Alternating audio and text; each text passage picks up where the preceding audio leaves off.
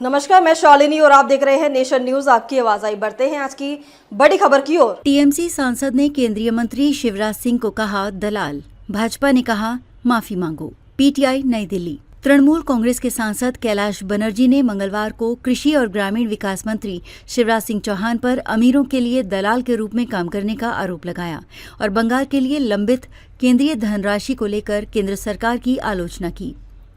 भारत ने तुरंत पलटवार किया। कृषि राज्य मंत्री भागीरथ चौधरी ने बंगाल के सांसद से चौहान के खिलाफ अपमानजनक भाषा के लिए माफी की मांग की है।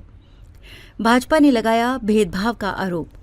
संसद के बाहर पत्रकारों से बात करते हुए बनर्जी ने आरोप लगाया कि मनरेगा और PMAYG जैसी योजनाओं के तहत बंगाल के लिए केंद्रीय धनराशि पिछले 3 वर्षों से लंबित है।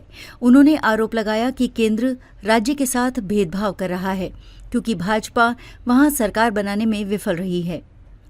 बंगाल के सेरामपुर से सांसद बनर्जी ने आरोप लगाया कि शिवराज चौहान अमीरों के लिए दलाल हैं।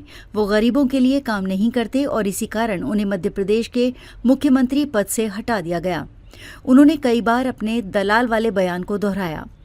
इससे पूर्व मंगलवार को लोकसभा में प्रश्नकाल के दौरान डीएमके और तृणमूल कांग्रेस के सांसदों ने ग्रामीण रोजगार योजना मनरेगा के लिए कुछ राज्यों को भुगतान में कथित देरी के खिलाफ विरोध किया, जिससे स्पीकर को कार्यवाही को 12 बजे तक स्थगित करना पड़ा। बनर्जी ने कहा कि केंद्र ने पिछले 3 वर्षों से बंगाल को धनराशि नहीं दी है। बनर्जी ने कहा कि केंद्र ने पिछले 3 वर्षों से धनराशि नहीं दी है और 25 लाख फर्जी जॉब कार्ड का हवाला दिया है। उन्होंने कहा कि भाजपा की 2021 के विधानसभा चुनावों में हार के कारण बंगाल को धनराशि नहीं मिली। बनर्जी को असंसदीय भाषा के लिए माफी मांगनी चाहिए। सड़क से सदन तक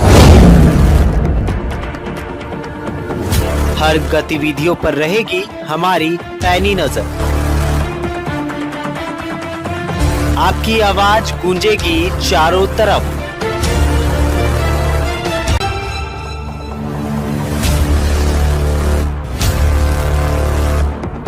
क्योंकि हम हैं नेशन न्यूज, आपकी आवाज आपके साथ।